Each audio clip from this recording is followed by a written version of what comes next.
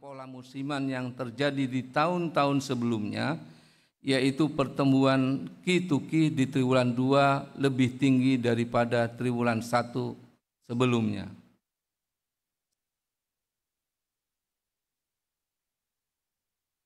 Secara year on year, ekonomi triwulan 2 tahun sebelumnya. Triwulan 2 tahun 2024 yang mencapai 5,05%. Pada bagian ini saya akan menyampaikan pertumbuhan ekonomi triwulan 2 2025 dibandingkan dengan triwulan 2 tahun 2024 secara year on year. Pertama, dari sisi lapangan usaha. Pada triwulan 2 2025, secara year on year, seluruh lapangan usaha tumbuh positif. Lapangan usaha utama yang memberikan kontribusi besar terhadap PDB yaitu industri pengolahan, pertanian, perdagangan, konstruksi, dan pertambangan.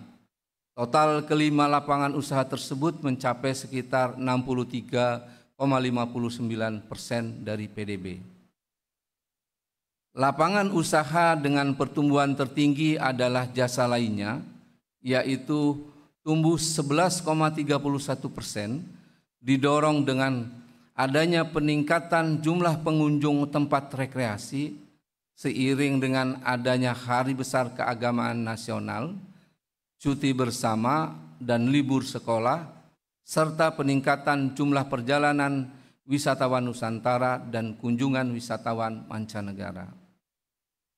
Lapangan usaha jasa perusahaan serta transportasi dan pengudangan juga tumbuh tinggi pada triwulan 2 2025 dibandingkan periode yang sama di tahun sebelumnya, secara berturut-turut sebesar 9,31% dan 8,52%. Jika dilihat dari sumber pertumbuhan pada triwulan 2 2025, industri pengolahan menjadi sumber pertumbuhan terbesar yaitu sebesar 1,13%. Selain itu, pertumbuhan ekonomi juga ditopang oleh lapangan usaha perdagangan dengan sumber pertumbuhan 0,70%, informasi dan komunikasi dengan sumber pertumbuhan 0,53%, serta konstruksi dengan sumber pertumbuhan 0,47%. Selanjutnya, jika dilihat lebih rinci terkait perkembangan pertumbuhan lapangan usaha dengan sumber pertumbuhan terbesar yang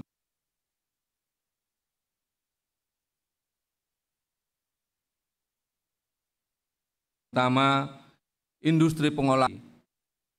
Industri makanan dan minuman tumbuh 6,15%, didorong oleh peningkatan permintaan domestik dan luar negeri seperti produk CPO, minyak goreng, minuman, dan makanan lainnya. Kemudian industri logam dasar tumbuh 14,91%, didorong oleh peningkatan permintaan luar negeri seperti produk besi dan baja. Industri kimia, farmasi, dan obat tradisional tumbuh 9,39%, sejalan dengan peningkatan permintaan domestik untuk produk farmasi dan obat tradisional, serta permintaan luar negeri untuk bahan dari barang kimia. Berikutnya, perdagangan besar dan eceran, reparasi mobil dan sepeda motor tumbuh seiring meningkatnya produksi domestik dan impor. Pertumbuhan ini didorong oleh peningkatan aktivitas perdagangan barang-barang domestik dan impor untuk memenuhi kebutuhan konsumsi rumah tangga. Untuk informasi dan komunikasi tumbuh sejalan dengan adanya peningkatan aktivitas telekomunikasi. Peningkatan traffic data atau komunikasi data dan transaksi elektronik untuk memenuhi kebutuhan masyarakat dan bisnis.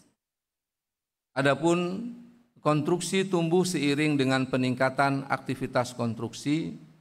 Pertumbuhan ini sejalan dengan peningkatan aktivitas konstruksi yang dibiayai oleh swasta dan rumah tangga. Peningkatan impor bahan baku konstruksi dan realisasi pengadaan semen.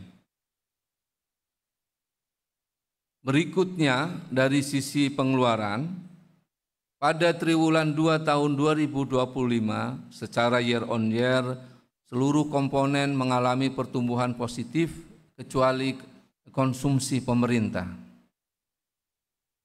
Komponen pengeluaran yang memberikan kontribusi terbesar terhadap PDB adalah konsumsi rumah tangga dengan kontribusi sebesar 54,25%. Pada triwulan 2 2025, komponen ini tumbuh cukup kuat, yakni sebesar 4,97%. Hal ini mengindikasikan masih kuatnya permintaan domestik. Selain itu, komponen PMTB juga memberikan kontribusi yang besar terhadap PDB triwulan 2 2025 sebesar 27,83%. Dengan demikian, 82,08% PDB triwulan 2 berasal dari konsumsi rumah tangga dan PMTB.